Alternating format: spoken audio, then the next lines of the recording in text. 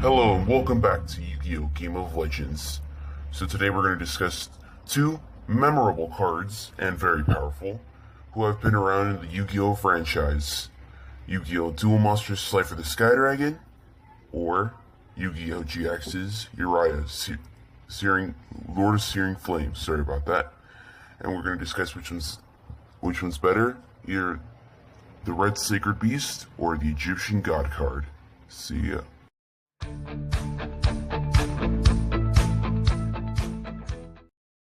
We're going to start off with Uriah, Lord of Searing Flame.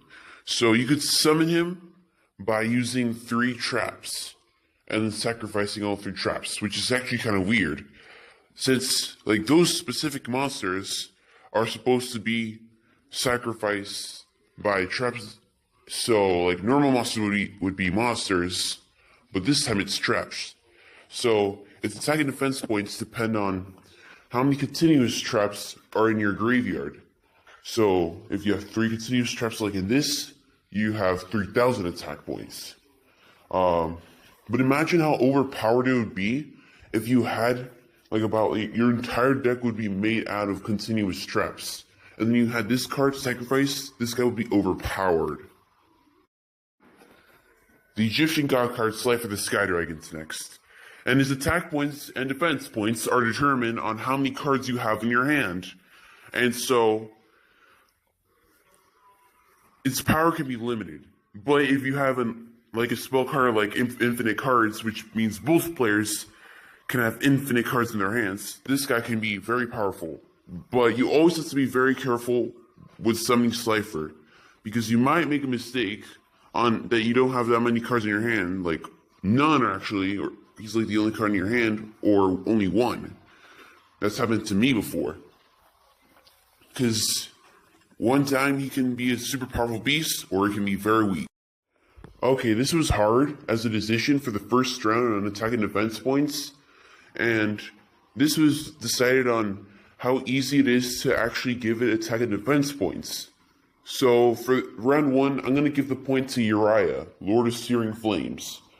So yeah, if you have continuous traps, this guy's easy. But it depends on how many cards you have in your hand for Slifer.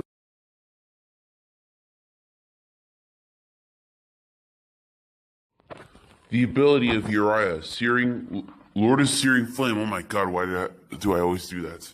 Alright, Uriah, Lord of Searing Flame. Its ability is that it gains attack points equal to how many continuous traps are in your graveyard. But another ability is that you can destroy on your opponent's field any and every spell and trap card face down in the field. So people want, if you're gonna make this guy overpowered, you gotta make him not vulnerable to traps and spells.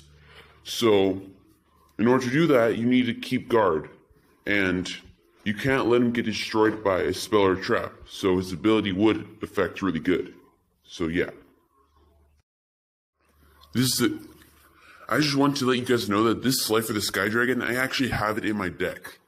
So, like in real life Yu-Gi-Oh! Deck. So, Slifer's ability is that how many cards you have in your hand is how many attack and defense points it has. But another ability is that every time there's a monster, normal or special summoned, you get to cut its attack points into 2,000. If the monster loses 2,000 attack points and it reaches 0 attack points, that monster is destroyed.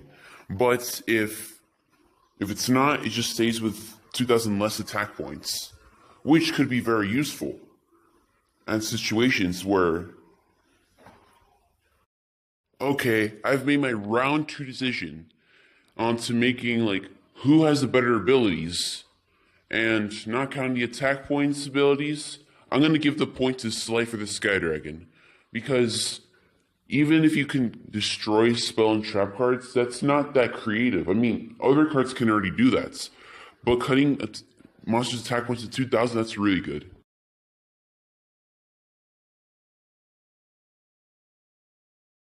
I wanted to add a section of main owners, because it's actually really important, because it shows how it represents the card and how other people in real life want to get the card.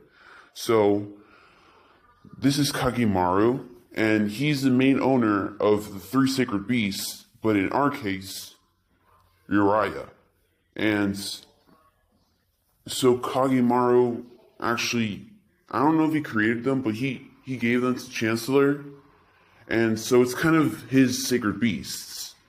And he is a villain in Yu-Gi-Oh! GX and was defeated by Jaden.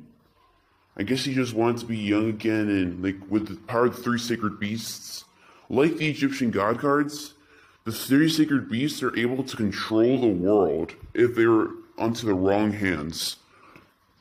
And so Kagemaru is the owner of the three sacred beasts.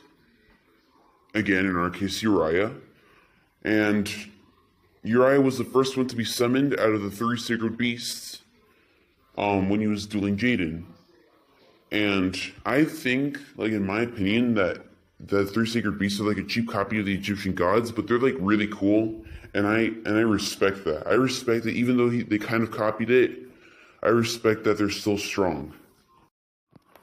And as for the Slifer the Sky Dragon, the Egyptian god card, the main owner is actually Yugimoto, or Atem Yamiyugi, the king of games from Yu-Gi-Oh! DM. And Slifer and Yugi go a long way back, ever since he first battled Strings, who was controlled by Merrick. And Merrick Ishtari, if you guys don't know, was a villain in Yu-Gi-Oh! TM, by controlling Strings and giving him the power to control Slifer the Sky Dragon to take on the Pharaoh's power. And as you can see there, it's infinite cards, just like I discussed earlier in this video. And Slifer even had a chance to battle Obelisk the Tormentor, which is a card used to be owned by Kaiba, but also owned by Slifer. I mean, not Slifer, Yugi. And this is an image on Yami Yugi versus Yami Bakura when he was first summoning Slifer, but this is like the backstory of Slifer. The King of Games coming up. And now we're here with the finale to the third round. This round will decide it all. Who will win, Slifer or Uriah? And I've come up with this. Like, the main owner, I'm going to obviously give the points to Slifer because, come on, it's the protagonist Yugimoto. Who's going to fight with that? Some guy who only appeared in 2 episodes, and he played a really important role, Kagemaru. Yeah, but Yugi and Yami, they are main characters. So, yeah. So there you have it, the Egyptian god card Slifer the Sky Dragon, the Sacred Beast, Uriah, Lord of Searing Flame. And as you saw earlier in the video, Slifer the Sky Dragon won. And I hope you really enjoyed this video. This was a lot of work, 45 minutes of work and determination. So please leave a like, and I'll do more of these if you enjoyed this. So please leave a like and subscribe to this channel for more content. And see ya. Game off.